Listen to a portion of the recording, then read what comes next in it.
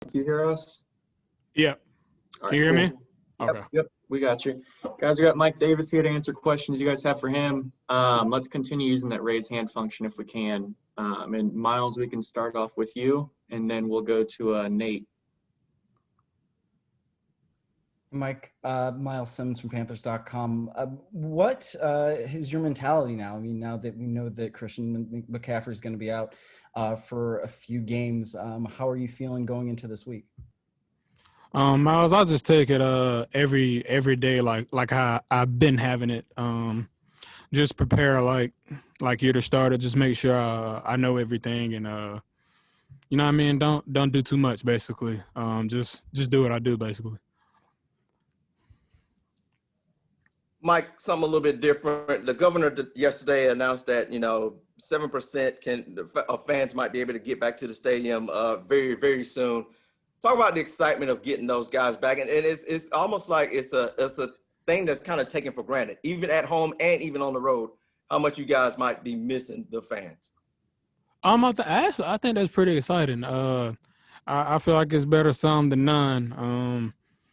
I'm really excited to really see my family be at the games. And the fans are as well. But I know everybody's family is itching to, be at the game. So I think anybody being able to come would be pretty exciting. All right, we'll go to Skylar and then Joe. Yeah, hey, Mike. Just talking about the pass protection, I mean, this is probably something that not a lot of people think about in terms of maybe a number two back. But now that you're in a more expanded role, what is your chemistry like with those guys up front, and just kind of your thoughts on their play through the first 2 weeks? Those guys up front, man, they're doing an amazing job, man. I'm just, like I said, I'm just here to, to do what I do, not to go out there and try to, do something crazy. That's when the bad plays happen. So I don't go out there, trying to, do anything extra. I go out there to do my job and do what I'm supposed to do. Hey, Mike, how you doing? What up, Joe? You've been in this position before in Seattle, where you replaced an injured starter or two. What will you take from that experience, if anything, going into this one? Like I said, just basically just be me. Don't try to be someone else. Play how I've been playing, prepare how I've been preparing, and man, just play angry. Hey, I want to ask you a real quick follow-up just on having your brother James. I understand, I would guess he's kind of almost like a coach, a brother coach to you. Yeah, I talk to my brother every day, which is funny. I think he's ready to get up here next week. So whenever I guess they're allowing fans or whatever to come in, yeah, he's probably one of the first guys that want to come up. So it's really, I think it's really important to have him, in my life, especially with him being in the NFL and his experience and me learning from everything that he's been through. And I don't really tell people. A lot of people don't even know that James Davis is my brother. So that's pretty funny you brought that up. All right, let's go to Jonathan Alexander and then Mike Solarte. Hey, what's up, Mike? Jonathan Alexander. Hope you're doing well, man. Doing good, John. Good. I'm wondering, when you think about your journey and then what it took to get here, what stands out most? What stands out most with this journey is I never gave up. It could have been so easy for me to give in when I was in Seattle, being on a practice squad. It was real depressing, and it was times where I was just like, I don't want to do this no more. But I never quit. It fueled me, and every day I took it. Me being on practice squad, going against the ones when I was in Seattle, I took it it was a game for me every day, and I took it as a challenge. And I would say that really helped me out a lot, going through those things and treating every day like it could be my last. Hey, Mike Solarte, Spectrum News 1. Thanks for chatting. The background is funny, Mike. As you check, I turned my camera off for Steve Reed. As you look at Seattle as you look at the Chargers rather in your increased role, what do you see from them defensively that you can exploit? What's going to be more of your responsibilities at pass pro? I mean, obviously you're going to do what you do as a back, but where does it start with that defense for the Chargers? Starts with them up front, man. You know, they got my guy Melvin Ingram over there. They got Joey Bosa. You know, they drafted a guy, first round linebacker. They got Denzel Perryman. They got a lot of guys, Casey Hayward, Desmond King. They got a lot of guys that can actually, go out there and play. So it all starts from them up front, man. They got a lot of guys that can rush the passer. We got to make sure we keep Teddy clean. And as a quick follow-up, is there any thought of going back through Hard Knocks and getting a look at what maybe they put out there from camp from those guys? That's an interesting question. I never really thought about that, to go back and look at that, but that is something that you can always go back and watch. Other than that, just being able to watch film and see the things that they're doing currently the last two games.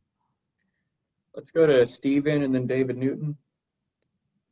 Hey, Mike, the importance of running backs has become such a hot button issue in the NFL.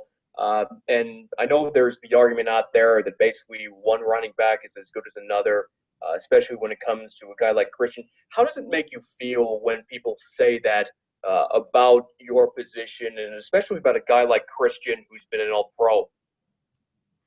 I just pay it no mind. I just try to go out there and do what I can. With C-Mac, I mean, he's a guy you can learn a lot from. Other than that, man, just always be prepared, because you never know what can happen. Don't let anything come up as a shock. Just make sure you know everything that you can, so when you do get the opportunity, nothing bad happens. Yeah, this is David Newton with ESPN.com. I wanted to follow up what you said about your brother. Can you expand on what exactly you learned from him that's benefited you, especially at a time like this? I learned things like what not to do and what to do. My brother's in the NFL. When he was in Washington, he wasn't getting a lot of reps, and one day he just ended up and left. And it didn't turn out pretty good for him. Things of that nature, me watching the way that my brother spent his money when he was in the NFL, that was something that I watched. Like small things of that nature, seeing the way he trained, basically not taking anything for granted. Because my brother was very talented, very, very talented coming out of Clemson. And I mean, he should have had more years than he had. That's how I looked at it. And a couple bad decisions, could lead to a short ending in the NFL. And there are a lot of backs like you that are very talented, come out of college, and it just takes an opportunity. Maybe this is going to be one. So, I mean, do you see yourself still as a guy that could get 25 carries a game or touches a game like McCaffrey does? And is your body ready for that? Yeah, man, my body is ready for whatever coach, whatever he calls, I'm down for it. I don't look at, how many carries I'm going to get. My attitude is whatever he calls, I'm going with it. All right, we only have time for two more, guys, so let's go to Elena, and then Josh, you can finish it up. Hey, Mike, Elena Getzenberg. I was wondering, hey, I was wondering for you, you mentioned, when you were on the practice squad in Seattle, how that was a really hard time for you. And I was curious, like, what got you through it? You just mentioned your brother and what he went through, but what did you always have that belief that you could be a starting running back in the NFL, or what kind of made you want to see it through?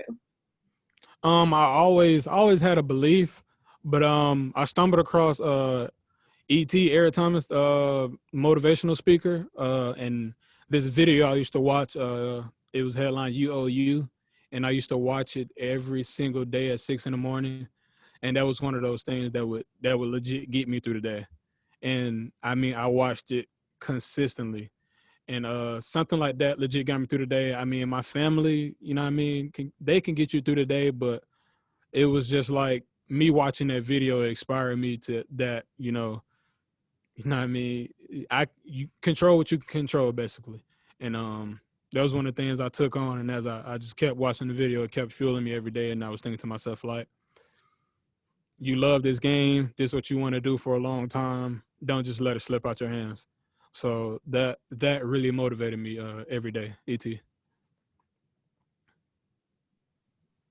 Hey, Mike, just a quick follow-up. What was that video called? UOU. UOU. ET. Just so one of the things that you said was, you know, trying not to do too much and because that's when bad things happen. Is that easier when you kind of know that you're going to be the guy that has the heaviest workload as opposed to a number 2 back that's coming in to kind of maybe change a pace or refresh for Christian? If you know that you're going to be out there on the next snap, you don't have to try and do too much when you do get the ball in your hands? I would say that's kind of tough. I would say it's easy when you don't it's easy when you don't know when the next time you're going to be in, I guess.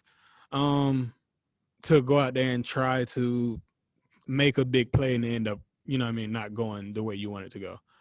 Other than that, I would say that's probably only something for like younger guys. Other than that, older guys, I don't think that affects them as well, because, you know, you're just trying to take it play by play and get the best out of the play, every play that you're in. Even if it's one play, you're just trying to make sure that you do your job and you do it to the best of your ability. All right, guys, we got to let him go. Mike, we appreciate you taking the time.